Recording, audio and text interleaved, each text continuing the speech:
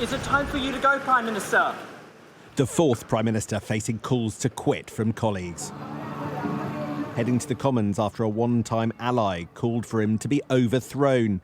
On Tuesday night, the man on the right, Sir Simon Clarke, wrote in The Telegraph that the Prime Minister had gone from asset to anchor and needed to be replaced. A gift for the Leader of the Opposition. Mr Speaker, I love this quaint tradition where the more they slag him off behind his back, the louder they cheer in here. So was he surprised to see one of his own MPs say that he doesn't get what Britain needs and he's not listening to what people want? Prime Minister. Long-time celebrity backer Steve Coogan recently said he licks his finger, sticks it in the air and just sees which way the wind is blowing. Even Labour Party know, Mr Speaker, he's not a leader, he is a human weather vane.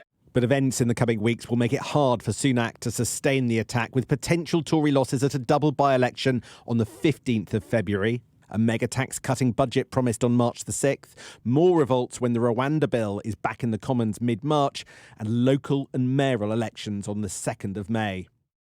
This man, a Tory MP for 23 years. He's seen a Tory rout in 1997. Now in the Lords, able to give an honest assessment.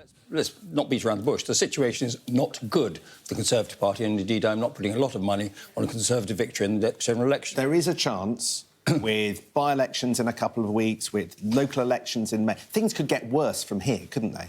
I think they... Well, I think I'd put it different. I think they won't get any better necessarily.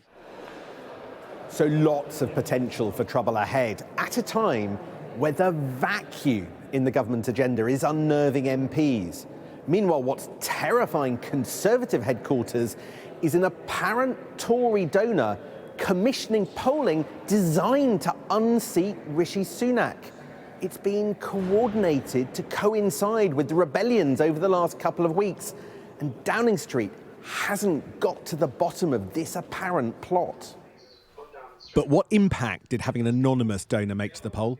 Now, it doesn't matter at all that this party came from the Conservative Britain Alliance. This MRP poll would have said exactly the same thing if it had been commissioned by Rishi Sunak, if it had been commissioned by the Labour Party or anybody else. All Prime Minister's fates rest in here.